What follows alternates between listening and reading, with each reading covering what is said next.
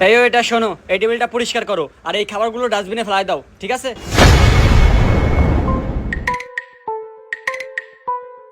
মানে কি স্যার, আপনার খাওয়া শেষ? হ্যালো হ্যালো, হ্যাঁ আমি চলে আসছি। এরা কি মানুষ রে বাবা, এত দামি খাবার নিজেও খালো না, আবার অন্য মানুষের খাওয়ার উপযুক্ত রাখলো না। আমি বুঝি না, টাকা থাকলেই কি শুধু অপচয় করতে হবে? ধুর। এইবার ঠিক আছে। আল্লাহ জানে তারে কি কয়। যায় তো দেহি। বিসমিল্লাহ। আল্লাহ।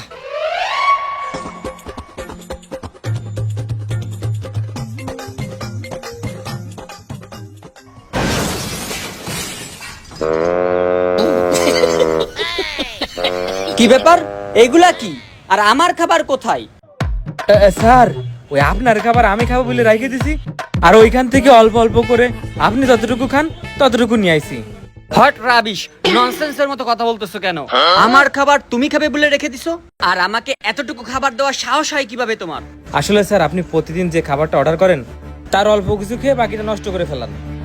সেই খাবারটা এমনভাবে নষ্ট করেন যেটা পরবর্তীতে আর কেউ খেতে পারে না।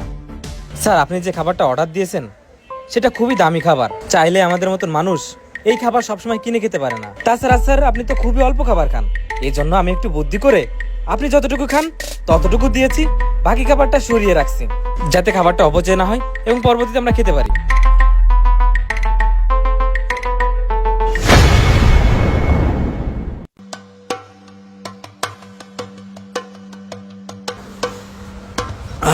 আলহামদুলিল্লাহ, এই পানি না থাকলে আজকে আমাকে জীবন বাঁচতো না। এই পানি মহান আল্লাহ পাকের কত বড় একটা নিয়ামত, কিন্তু মানুষ সেই পানি কারণে অকারণে অপচয় করেই যাচ্ছে। এই ফকিন্নির বাচ্চা, আমার খাবার আমি খাবো না নষ্ট করবো সেটা আমার ব্যক্তিগত ব্যাপার, তোর কি? আর এইখান থেকে তুই খাবার সরায় রাখছিস, এই অধিকার তোকে কে দিছে? এই দানা হচ্ছে আল্লাহ পাকের নিয়ামত, আমার রিজিকে যত সময় রেখেছে তত সময় খেতে পারবো। এই জন্য এর একটি দানাও অপচয় করা যাবে না, সবগুলো ভালো করে খেতে হবে। সরি স্যার, আসলে আপনি প্রতিদিন খাবারটা অপচয় করেন, তো এই জন্য আমি ভাবলাম খাবারটা অপচয় না করে খাবারটা যদি আমি খেয়ে ফেলি তাহলে ভালো হবে, এই জন্য সরি স্যার। এই ফকিন্নির বাচ্চা, কিসের সরি? শোন, আমার খাবার আমি খাবো না ডাস্টবিনে ফেলাবো না কুকুরে দেখাবো, আমার ব্যাপার। এখনই খাবার নিয়ে আয়, যা। অনেকক্ষণ ধরে দেখতেছি ওই লোকটা ওই ছেলেটার সাথে অনেক খারাপ ব্যবহার করতেছে, না বিষয়টা দেখতে হয় তো। কি ব্যাপার, এখনো দাঁড়ায় আছিস কেন? যা, খাবারগুলো আনতে বললাম না? এই যে ভাই, আপনার সাথে 1 মিনিট কথা বলা যাবে? কি কথা বলেন?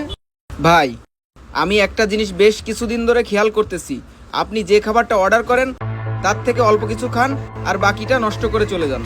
আপনি খাবার খেতে পারেন না, ঠিক আছে, তাহলে সেটা পার্সেল করে নিয়ে যান। বাইরে অনেক অসহায় মানুষ আছে যারা খেতে পারে না, খাবার খুঁজে পায় না, তাদেরকে দিয়ে দেন, অন্তত তারা এই খাবারটা খেয়ে বেঁচে থাকতে পারবে। আরে ভাই, আপনার কোটি কোটি টাকা থাকতে পারে, কিন্তু আল্লাহ পাকের এই নিয়ামত একটি খাবারের দানা তৈরি করতে পারবেন? আল্লাহ পাক কোরআনের ভিতর বলেছেন, লাইন শাকারতুম লাযিদান্নাকুম ওয়া লাইন কাফারতুম ইন্না আযাবি লাশাদীদ। যে ব্যক্তি আল্লাহর নিয়ামত পাইলো আর তার শুকরিয়া আদায় করলো, আল্লাহ পাক তার নিয়ামত আরো বাড়াই দেন। আর যে ব্যক্তি নিয়ামত পেয়ে শুকরিয়া আদায় করলো না, তার জন্য রয়েছে কঠিন শাস্তি।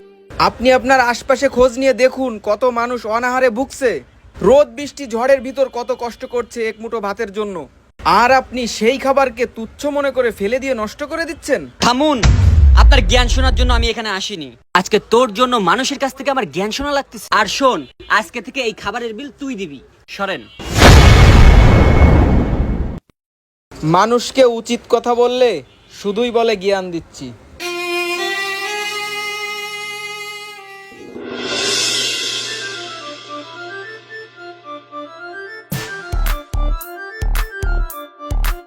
ভাই আপনিও বসেন। না ভাই, ঠিক আছে। আপনার জন্য অর্ডার দিছি, বসেন বসেন তো।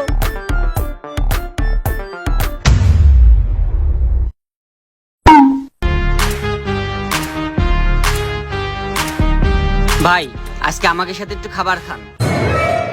আরে কি চিন্তা করতেছেন, আসেন। ভাই তুমি একটু সাইডে সরে বসো না, বসেন।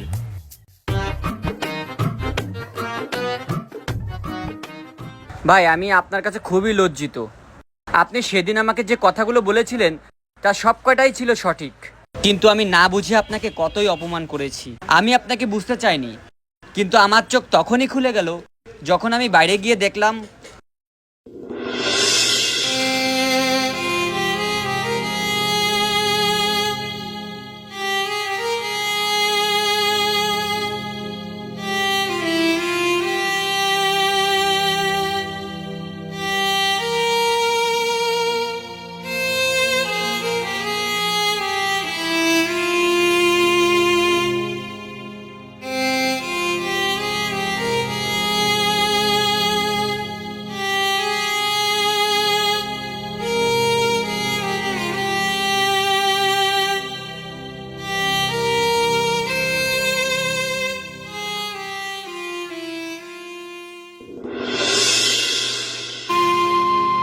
আলহামদুলিল্লাহ, আপনি যে আপনার ভুল বুঝতে পেরে সংশোধনের জন্য চেষ্টা করছেন, এটা জেনেই আমার খুব ভালো লাগছে।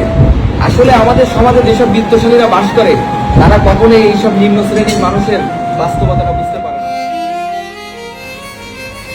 আপনার কাছে হয়তো 1000 টাকার কোনো মূল্য নাই, কিন্তু এদের কাছে 1 টাকা 1000 টাকার সমান। এখন আর দেরি না করে খাওয়া শুরু করি। নেন, আপনিও খান।